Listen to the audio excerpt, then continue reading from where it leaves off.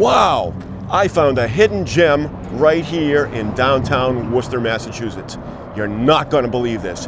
It's really cool. I met these guys at a car show this summer. They had some real cool stuff going on, and they invited me to come do a shop tour. You're not going to believe it. It's going to be awesome. My name's Mark. I'm from Let's Go Car Cruising. Let's go. Let's check it out.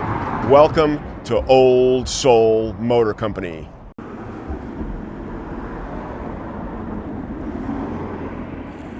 Brandon. Yeah. And they are the partners in Old Soul Motor Company. So tell a little bit about your history and a little bit about how the business got started. Sure. So storyteller. Have at it. Yeah. I've been into these cars, these old Volkswagens, for quite some time. Some of the story I was telling you earlier in terms of, a buddy of mine when we were kids, he was obsessed with these Volkswagen buses. And through happenstance, we found one on Craigslist, picked it up. It's going back, 16 years ago or so now. And, I was in early British cars and racer cars and all that stuff because I thought that was the cool thing because, I was a 16, 17, 18-year-old kid, and everybody kind of thinks that until they experience something different. And but he was always into the buses. And eventually we ended up finding a bus and purchased it together. And I got to spend the entire summer with it, driving around, meeting people, and just having that whole experience. And honestly, from that point forward, I was kind of hooked on it. It's a little bit more than a car. It's a whole lifestyle thing, and it really worked well with meeting people and having cool experiences. So it was something that I was always into for a really long time. It was never like a business thought or something I was going to do in that regard, but something that I really enjoyed doing. And I would, find them, fix them, drive them, sell them here and there. And, for a handful of years, it's like kind of a side hobby. Going back, I don't know, Ty, how long have we known each other? 8 years, 9 years? 9 years. 9 years.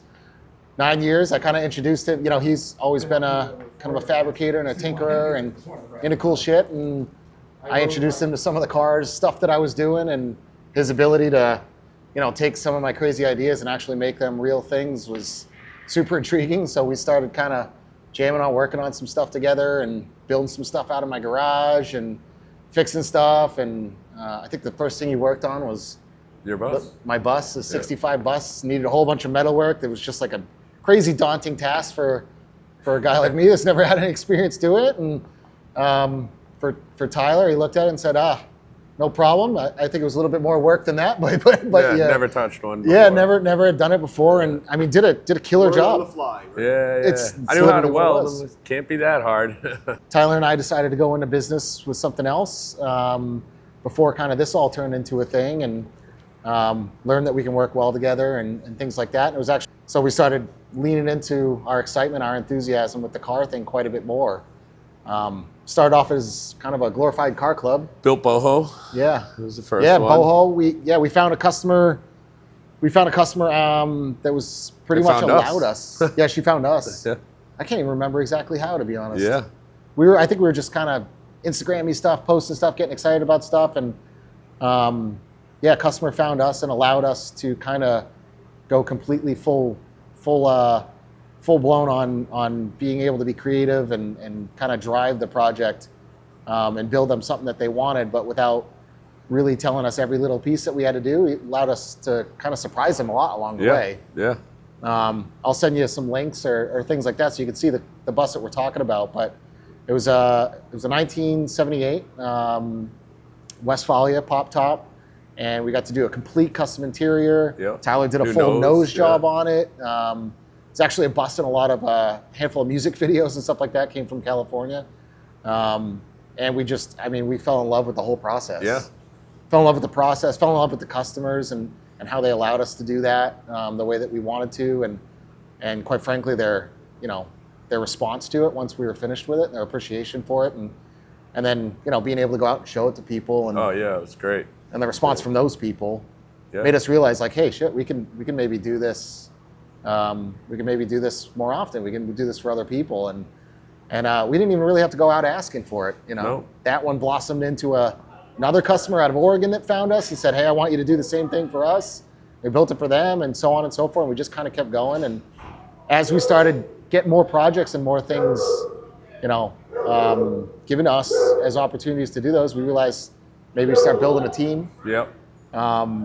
one of our mechanics here, he's the guy that we essentially, that I brought all my stuff to back in the day when I didn't know how to wrench on things nearly as much as I do now. And now he works for us, which is awesome. And we've got a couple other super, in this video, and he does incredible work. And it's just, as long as the people are interested in kind of being as excited about it. And funny, Bill did some work on boho. Actually, yeah, that's true. Yeah. Yeah, Bill was, he owned his own shop. He was doing some really awesome leather work, and we asked him to make us some cool bits for that project. Handles and a few other little things. And then 5 years later, now he works here full time. And now he works here, yeah. Yeah, I think he enjoyed the process as much as we did, realized it, and he just asked, hey, can I just do this all the time? And we were grateful to even be considered to have him full time, and it's been awesome ever since. And could kind of say the same, about the other guys that have been here. They're folks that we leaned on and looked up to and relied on for a long time, and it found a cool way to work it all together, and that's kind of what's built this team. Yeah. So you do customs, you do restorations, and consignment, buy and sell, and find stuff, and it's kind of growing on a. Yeah, it is. It's I'd say we're like as a full team and as a full kind of service business, more so than just the buying and selling stuff. We've been at it for about 4 years. Yep. I'd say that's full team. Yeah. Yeah, full team about 4 years. The first year and a half was me and you. I mean, it was pretty small. Yeah. This did not look like this. This was a manufacturing plant that we wedged cars in the middle of and worked on. Yeah, and we kind of it was just, a little bit of a hobby thing in the corner, making a little bit and meeting some new people, and then it just kind of grew by itself. As you kind of pulled up to the building, we don't have signage out, we don't do advertising, we don't do anything like that. It's kind of a word of mouth, and you put stuff out there. Obviously, it's pretty easy to recognize we have a little bit of a niche. Mm-hmm. We focus a lot on the air-cooled VWs and four-cylinder Porsches and stuff like that. The employees' modes of travel outside tend to give it away a little bit. Yeah, exactly. Never mind in the summer. I wonder what's going on in there. Yeah, exactly. Yeah, we get that a lot whenever we say it. You guys are Volkswagen shop. Oh, the Volkswagen shop on Southbridge Street. It is. A pretty busy road. Yeah, shoot. I was down, where was I? Down in Carolinas or Florida, and mentioned something to them, like, oh yeah, I'm from Worcester or whatever. They're like, oh, Worcester, yeah, what do you do? I'm like, oh, I own a classic car shop. Oh yeah, what kind? I'm like, oh, VWs. I'm like, oh, there's a VW shop out there. I'm like, yeah, where is it? In Southbridge Street. I'm like, yeah, that's us. Yeah. And it's pretty cool to have that experience when you're that far away from home and you don't have a sign. We don't. We have no but sign. People just kind of know, and it's been a pretty cool experience to go through that whole process. Well, that's awesome. We'll take a little walk around the shop, and we'll take a look at some projects, and you can tell me about what goes on, and we'll get the video out there. And sure. Hey, like I said, if you folks, if you like the video and enjoy some of the stuff that's going on in the shop, leave a comment, and we'll try to get back if you like it. Cool. Great. Yeah, you're welcome back anytime. Great to meet you guys. Thanks, man. Thanks. Appreciate it. All right, what do we got going on here, Brandon? So it's a 1961. So this is a bug that obviously we were attracted to the patina that's already on the car when we first found it, but it needed a whole bunch of kind of metal work and some extensive repairs. Naturally, most of these will. So obviously we have to go through all this, build a new pan for it, and fix the necessary parts without diminishing the patina value of it and the look of it that we found it in. So there'll be some effort in terms of blending some of this stuff as we repair it, so that the focal point will definitely be on what Mother Nature's blessed us with in terms of the coverage of the rest of the car. So where'd you find this one? So this one came out of New York. It was just kind of sitting behind a barn for a good amount of time.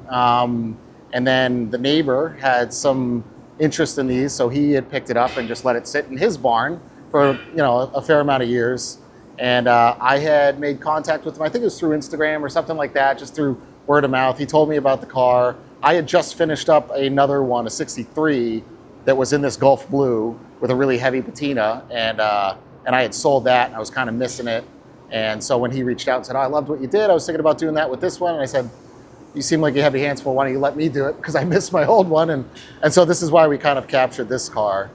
Naturally, as you start peeling away the onion, you find a lot more going on than you anticipated, but we're pretty used to that at this point. So so the effort is to just, again, kind of fix what needs to be fixed whilst still preserving the aesthetic that, that we've been blessed with over time. And then from there, we'll do a really nice custom interior.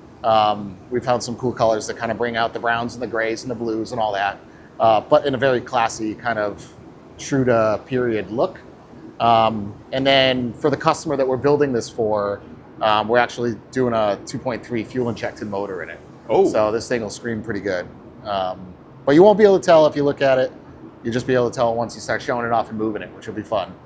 And then Cool. the plan is we're actually going to be bringing this down to Newport for next year's Concours d'Elegance events and the whole Motor Week thing. And they're looking for some kind of patina activity to offset, the Bugattis and the Lamborghinis and things like that. So, A little bit of everything. yeah, it'll be fun. And those guys down there have they've been really great to us, and they put on a killer show. So Awesome. it'll be an honor being involved again, and we look forward to it. Cool. So this is Yeah, the that's pan. Yeah, so this is the pan. So this will all go underneath. Obviously brand new pan halves and cleaned up beam and stuff like that. It'll get a right gearbox transmission. We do a lot of work with Rick over there. And then, the fancy motor, as I mentioned, and then I'm sure we'll get carried away with other cool bolt-on bits and is this things that like fancy that. motor, or is this a different one? No, this is a customer motor. Chrome will get you home is something that he subscribes to for sure, but it's being hung out the back of a dune buggy, so pretty appropriate for that. Oh, kind of thing. okay, sure. So that's just another project. Okay. The motor that's going in this will look a little bit more like the one I got over there, and I'll show you that in a little bit if you'd like. But yeah, it'll be a fun build. Sounds cool. It should be cool. Other cool cars that we got in house today so this is a 1961. What makes this a pretty exciting car is a pretty exciting bus is it's a swivel seat walkthrough. Okay. So a lot of these buses, especially the panels, which this is, they would be a bench seat. And then even more rare than that is, so a bench seat doesn't give you the opportunity to walk through the two front seats. So this has two separate that's seats. what the walkthrough means. Okay. Yeah, so a lot of the other ones will just be that front bench. You got to get out to go into the back. So obviously, if you were using this for deliveries back in the day and things like that, it's a lot easier to kind of walk through the back and then come out the side cargo doors. Sure. For even more ease of use, they did a version of this called a swivel seat. So this bus was originally sold only with the driver's seat, and it was a swiveling driver's seat. So unlike what you might see some of the other walkthroughs, is this bulkhead would be all kind of steel. This bulkhead is now removed, and this seat goes this way. So as you kind of pull up to the curb to deliver your bread or your newspapers or things like that, you hop in, you swivel around, you grab your goods, you kind of walk out into the sidewalk, and it's all right there. Awesome. The really neat thing is, in all of the years I've been doing this quite a while and bought a lot of buses, you don't come across these too often. So it was a pretty cool opportunity to do something with an otherwise pretty rare version of one. We will add a second seat just for practicality's sake, and I believe this will be something that'll end up staying pretty local. We're hoping, because we got some friends of ours that have an outfit that this would do really well with. So we're hoping that they wind up with it so we can keep eyes on it. It's got a big billboard on the side to Exactly. advertise with. Tons of real estate on the side. We'll probably end up doing some kind of Porsche Volkswagen service livery on it to jazz it up a little bit. It's modestly lowered, but not too much. Still has a pretty good factory look to it. Extensive amount of kind of body work went into the restoration. The color is dove blue. That was in fact the original color to the car, per the M code and all that. And then otherwise in the back it stays pretty bare. So we'll put some panels up and things like that. But it was meant to haul cargo, so Cool. it'll probably live its life doing something very similar, just with modern Take a look at products in this. it, which will be cool. There you go. A little out of character, we got a little Morris here. Unfortunately, I think it was only a few weeks after the customer bought it. He got into a pretty serious front right side fender bender, but it was just too cool a classic to pass up. So we're gonna help him put it back together and get it back on the road. So you're open to other stuff. Yeah, absolutely open to other stuff, especially as it relates to metal. I mean, if it's a classic and it's cool, we'll do it. Metal's metal, paint's paint. Yep. I'd say, from the mechanical standpoint, our expertise is four-cylinder Volkswagens and Porsches. Sure. We'll still do some other stuff and mechanical things, but when it comes to the restoration, as long as it's cool, we're into it. There you go. Nothing modern, we try and keep that door closed, but anything that's kind of neat that we'd appreciate driving ourselves, we'll help somebody get back on the road for sure. Alrighty. Yeah. So the newer buses, as opposed to the really older ones, Yeah. seem to be the thing of the day going on, and they seem to be getting more popular. They are. I mean, there's a lot to say about the practicality of what we consider a bay window, right? So split window, you got your two front windshields. Bay window, you got the big bay window in the front. Everybody does obviously recognize the iconic V shape of a split window. Yep. But the values of those have gone pretty far up there for a lot of people. And so the bay window is a pretty good opportunity to get into this and start doing this whole lifestyle without taking out a second mortgage. Right. So what's the year break off? When did one stop and the other kind of So stop? 1967 is when Germany stopped making the split window bus. Okay. Oftentimes you can see later years being sold online, and those were buses that were manufactured in Brazil for many years after. With the Brazilian buses, there's a big difference in value. There's a pretty sizable difference in build quality and some other things, and so you want to be careful on how you go after one of those. I know they all look really attractive because the price difference between a German one and a Brazilian one's pretty dramatic, but there's a reason for that. So not saying it's impossibility to buy them and get a good one and get into something like that, but I tell any of my customers, just be cautious and do whatever kind of homework you can to prepare yourself for accepting it for what it is, because it's not going to be the same. So these are called bay windows. The red one is in process.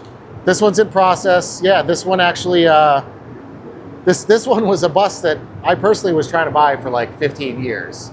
On 31 out in Spencer, it was sitting there just getting ignored and just sat there forever. And then one day it disappeared. And I was like, oh, bummer, I thought it was going to be mine, and then not too many weeks after that one day, it comes in through the door again. And so the people that actually had bought it had heard about us and brought it here, and we started, discussing what we wanted to do with the project. And after some conversation, I realized this was actually that bus. So I feel pretty privileged to wind up even still putting some attention to a bus that I was otherwise trying to save anyway. So is this going mostly stock or yes and no? Yeah, so it's definitely well, I want to say yes and no. It's not going crazy radical, but it is going to go pretty radical in terms of some elements. So we picked a color that's not truly stock to this year, but it is a Volkswagen color for the most part, with a slight tint difference. It's kind of a mix between what they call Bordeaux and what's the other one? It's Bordeaux and Garnet Red. It's two really neat early split window bug colors. And so we worked with the customer and kind of came up with this. The name of this bus is Moira Rose. So anybody that's ever watched that show Schitt's Creek, there's a character on there, and so this will actually be kind of a nod to that character, which is pretty fun. Okay, cool. The customers, they're awesome. They have an awesome sense of humor, an awesome sense of adventure when it comes to putting these things together. So we're pretty excited to be involved in it. And they'll have a ball with it when it's done. They will, yeah. And so, we did an incredible amount of metal work, body work, and paint. And then from here, it'll be kind of an assembly thing.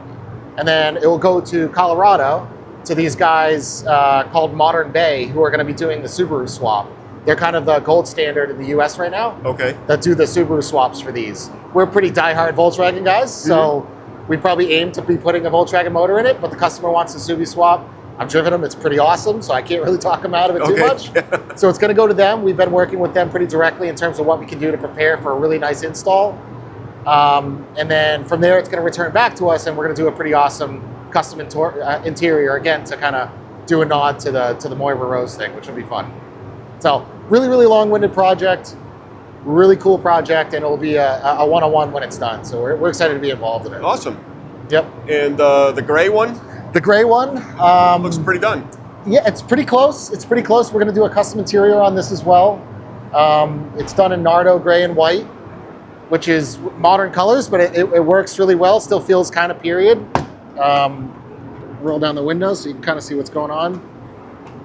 Same thing. We did it's a very fine line between modern and what I'd consider period correct looking, but this is all Mercedes leather and some kind of period looking tweed, but still has got that kind of modern approach to it. And then the rear will get a kind of a mild camper job in the back as well that'll match the front, and this will be kind of a neat project too. And we have a lot of cars that come to us, a lot of buses that come to us from really far away, and then we never see them again, aside from Instagrams and all those fun things. But this one's just Western Mass, so this will be a cool one to finish and still be able to see the family enjoy it and all that stuff. So at this point in time, your shop is full of buses, but pretty much. So does that vary from time to time? I would say it varies from time to time, and it's probably a seasonality to it a little bit too. Okay. So just around this time, we're starting to pull in things that we've been putting off in terms of wanting to do full restorations. So a lot of people, obviously, for multiple reasons, will schedule their restorations for the fall. Okay. Comes with free storage and all those types of things.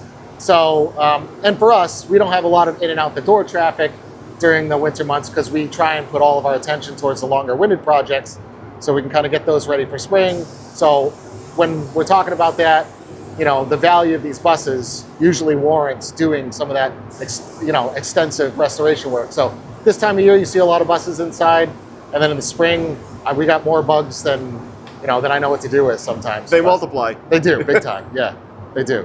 But they're all fun, and they all belong together. So Cool. pretty cool. Yeah.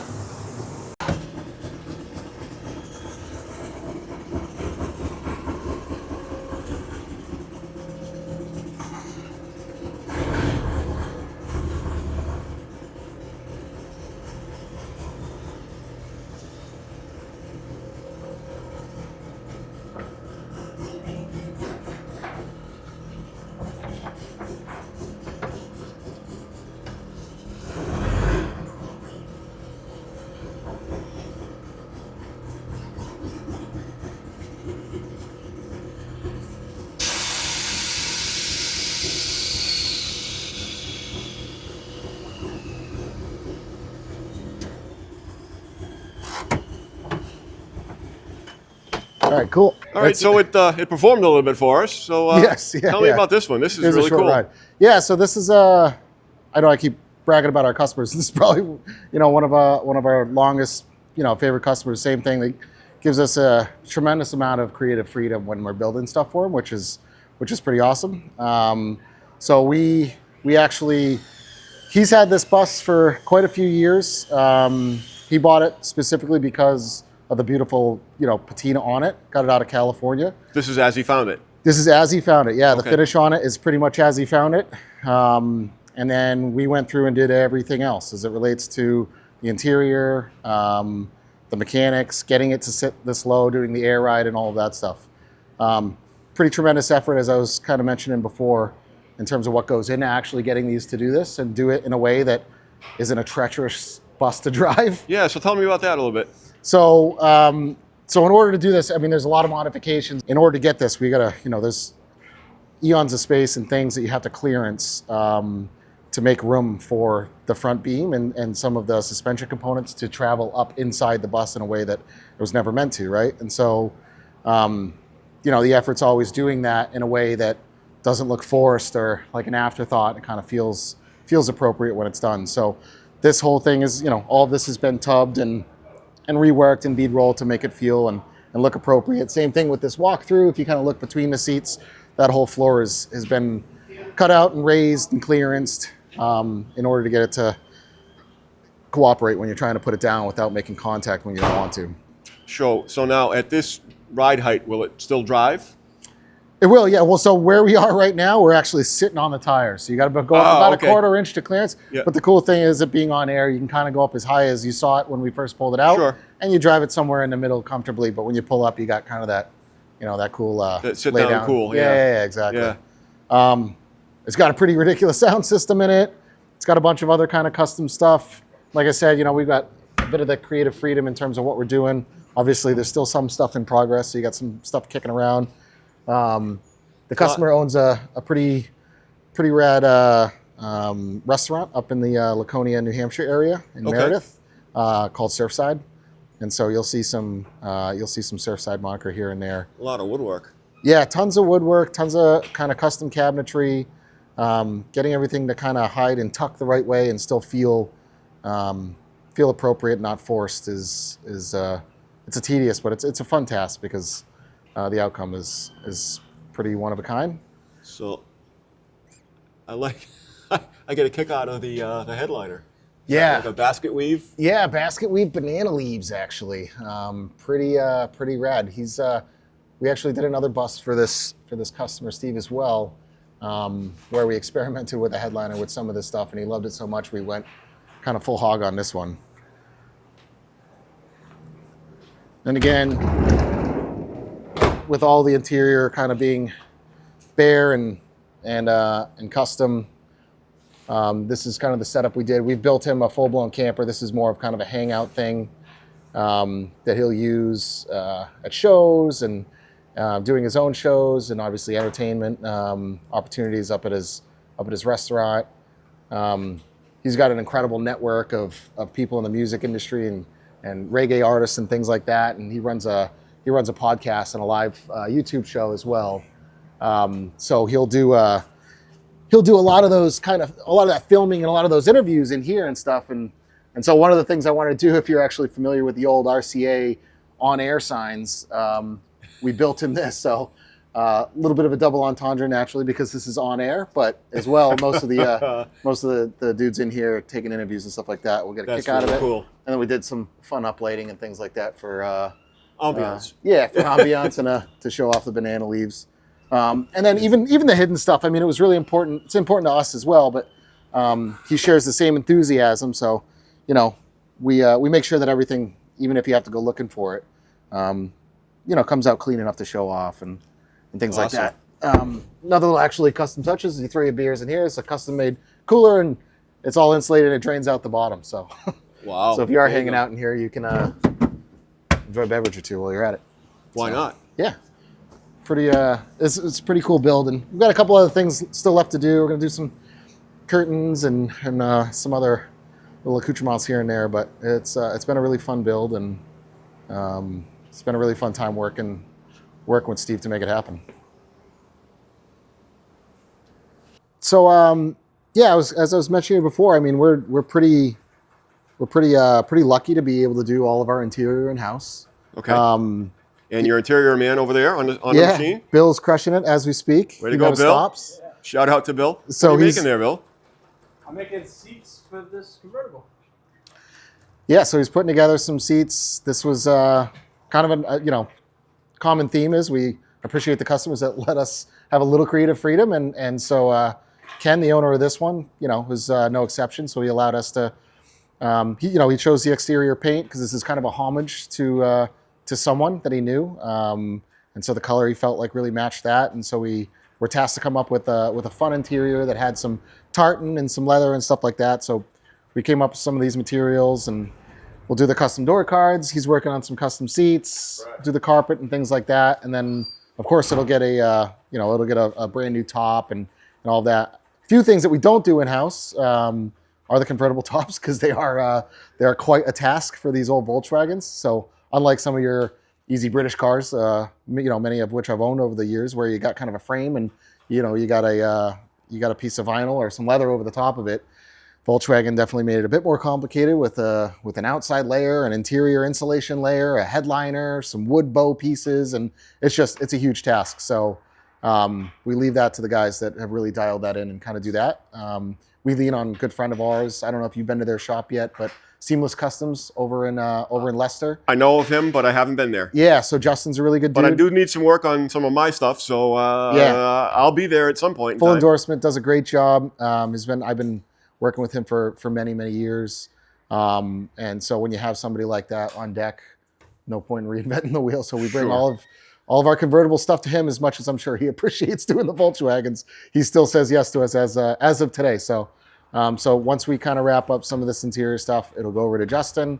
It'll come back to us for kind of final stamp of approval, and this thing will get many, many miles come this spring and summer, based on what the customers told us. And I don't doubt him one bit. So we look forward to seeing it out there. And he's a local guy, so I'm sure he'll be cruising along with us at some of our shows and that's awesome. Some of our cruises. So yeah, it'll be fun. So complicated convertible tops doesn't jive with me because Volkswagens are known for simplicity. 100%. I know. So a very simple car has a complex top. I felt the same way. I bought a Carmen Ghia convertible going back maybe 13 years ago, 12 years ago. and felt very much the same way. You know, I was buying and selling these things. So I'm like, oh, it needs seats, it needs this, it needs a new fender. I watched firsthand because I was very kind of curious about the process, and yeah, I've never really considered doing it myself since. so Problem solved. It's a big job, but if you find a guy that can do it, that's willing to do it and do a good job, then tip him well, because there's not too many guys out there that are still willing to do it. But these cars are starting to command enough money to where it's worth putting the effort back in now. You know, it was quite a bit harder, 14 years ago, when people just weren't, the values weren't there on these cars to put in the effort. You know, it didn't take any less time back then than it does today to do the work. If anything, it's harder to find guys that are willing to do it. So the fact that these cars are starting to see the value, it's starting to come up in value, means that owners are willing to save them and do the right thing and have these, preserved and or restored a lot more often than they used to. So great for us, great for business, but it's great for the car and it's great for the community, and it'll be great for, the generations to come, so that they can actually enjoy these things before they all kind of wither away or get neglected to a point of no return. Because we're just caretakers. That's it. That's exactly it. So the more and more of these that we take care of well enough and or restore, the more likelihood our kids and grandkids will be able to have some of the experiences we cherish. Sure. So take a walk around the corner and tell me about this one, because this is just mind-blowing. Yeah. So I don't know that I've ever seen one, and I'm sure a whole lot of people that are watching this right now have ever seen one. And if you have, leave me a comment down below and let me know where we can find another one. For sure. Yeah, I'd like to know too, because it was a really, really fun little project. So it's actually a 1965 Shriner car. So your parade guys that are carting around, and they're typically like little Tin Lizzies, as they're called. Green, yellow, and red, right? Most yes, of them. Yeah, a lot of them. Exactly, with the little the little Aladdin caps on and all that. And they do great work, but they are super entertaining zipping around in these. And so when I saw this popped up on Marketplace, like most things do, up in Maine, I hopped in my truck right away and I had to go get it. Of course, when we got it, it looked nothing like this. It was in pretty bad repair. It was in red. It's all fiberglass body. It's got a little 3.5 horsepower Briggs & Stratton motor in the back, so it's rear engine air cooled, which is pretty appropriate, which is pretty awesome. Okay. Yep. And we just took it. We took it a little one step further by adding actual lights and kind of making it as genuine as we can make it feel. The Speedo is actually the dash clock for Volkswagen Type 3, just the perfect size, and it runs and drives. The funnest part about this project is we were actually in the midst of fully building a life-size version of this in 1961, which I believe had been showcased on your channel before. Sure. Mm-hmm. So if you click back to some of your episodes, I think that was the Hebert's Candy Show. That's correct. Yeah. So I believe if you go and watch that video, you'll see, the parent version of this exact car. And so we acquired this whilst doing that other car. So the paint and the leather and the Westphalia plaid, all that stuff is literally scraps from that job in this car. So this is because of that going to wind up being owned by the customer that owns that naturally. Because awesome. How do you say no to a mini version of a car that you have built? Exactly. Sure. So it was a pretty easy sale, and he's a great customer. So I couldn't imagine going into anyone else. Anyway, and the matching Safari window to his. You had to do the matching Safari window. You had to, yeah. And it's actually got reverse, which is pretty cool. Wow. So so quick funny story. We were invited to go down to the Audrain Concours Motor Week. They do that big event down there in Rhode Island in Newport, and we were invited to bring a couple of cars there. And so we brought this one, the green one that I mentioned before, and then my personal bus. So we went to the Cars and Coffee event that they have down there, and so I unloaded this about 3/4 of a mile away and drove this down the street with all the other cars. I think there was a Delahaye behind us and maybe a Spiker in front, and one of our guys was actually driving this right down the middle of the road and pulled in with all the other cars, and people lost their minds. It was a really fun time. That's awesome. Yeah, it was good. It was the good. reactions are priceless. It was, yeah. It was good.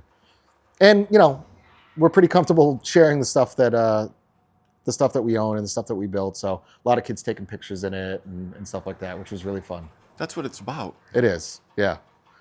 So it was cool. It was a good little build. You may inspire the next builder Yeah. just by doing that. Yes, or at the very least, hopefully the next customer, right? 'Cause, Sure. Yeah. Sure. You gotta keep people coming back.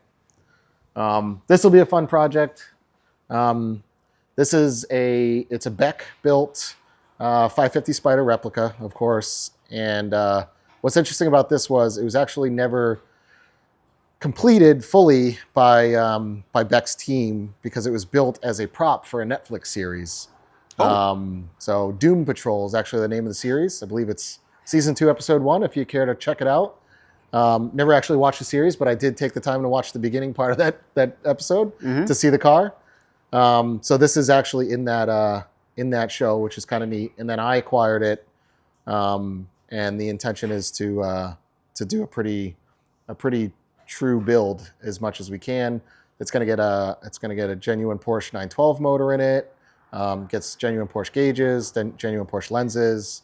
So we'll do a lot of the things that that'll kind of hopefully set this aside from maybe some of the other builds. And at the end of the day, these things are just incredibly fun. Tube chassis, super light, and with a high revving 912 motor in it, it should be an absolute blast. Cool. Yeah, I can't wait. And then we got some odd ducklings in the back. Both of those are actually little consignment cars that'll be sold. The one on the left is a Vespa 400. It's the only car Vespa ever made. It's a 2-stroke. Funny little story. So in the back, you got your petrol tank, and then you got your oil tank. You add the oil, and then when you go to add some more gas, you dial in how much more gas you've added, and you crank it over, and it'll add the appropriate amount of oil to the gas for the 2-stroke, and it says in the manual to then shake the car. So to mix the tank. So you should be good with that. So Wow. Fun little car. I've driven that around. It is a hoot. And then the one next to it is a 1927, almost 100 years old at this point. Also another car for sale. Awesome little car. Crank start works. I've driven this down the road, and around Worcester and stuff like that. It's an absolute blast. People lose their minds. Pretty tremendously original in regards to a lot of the things you see. The other part is too, it's a magneto car again because allowing the crank start, which is super fun. But I mean, just it's very much driving an antique. But in the size that you can probably get away with talking your wife into letting you own it. So It can fit more from the garage. Huh? exactly, yeah. It doesn't take up that much space. Although I will admit, I did try and sell the idea of putting it in my living room, and that was a fight I lost. Yeah, So. I'm with you. I felt close, I but- probably couldn't win that one either. Yeah. So you do consignments as well. Yeah, we'll do consignments, and then we'll find cars for people. A lot of times, I'll have it started off with friends just asking me wanting to build their own collections, but now customers, of course, trust me to help them find cars. In most instances, I can typically save them either the headache of buying something that needs a lot of work or save them enough money to cover my effort. Sure. And the more time you spend in the business, the more contacts and... That's exactly right. Right, Yeah. And a right. lot of times, we'll find stuff that's not even listed and things of that nature. Just last week, I had a buddy reach out to me and say, hey, I'm looking for a 911 SC, pretty specific, things that I want done with it. And within 24 hours, I had him traveling somewhere to pick one up. Okay. And it was one that just wasn't listed, but I knew the guy had it and knew hadn't really been used nearly as much as it used to be. And so we made the call and he secured a really, really nice car really fast. So that's kind of how it can happen. So another part of your business that people can reach out to you for that as well. Yeah. Absolutely. Both the sales and the searching and things like that. Anything that pretty much relates to allowing people to, enjoy this hobby as much as we do, where we try and be involved in. Well, I thank you for your time, Brandon. Yeah, of course. I really appreciate it, and I like finding new places, and I'm sure audience likes seeing new places. Yeah, Folks, if you liked the shop tour and you'd like to see more of it, leave a comment down below, and I'm sure we'll be able to come back and. Oh, very good. Yeah, we'd love to have you back. I mean, it's a turning inventory of different projects we're working on. So come spring, it'll be a whole different shop and be a whole bunch more fun stuff to check out. And we've got shows. I'm sure I'll see you at some of them, and I'll always keep you in the loop and invite anybody else in the area as well to reach out, say hi, and if you have a shared enthusiasm with this stuff, we'd love to chat. All right, so I'll leave a link to the Old Soul Motor Company. Yes. In the description, and thanks again, Brandon. Cool. Thanks, man. Cheers.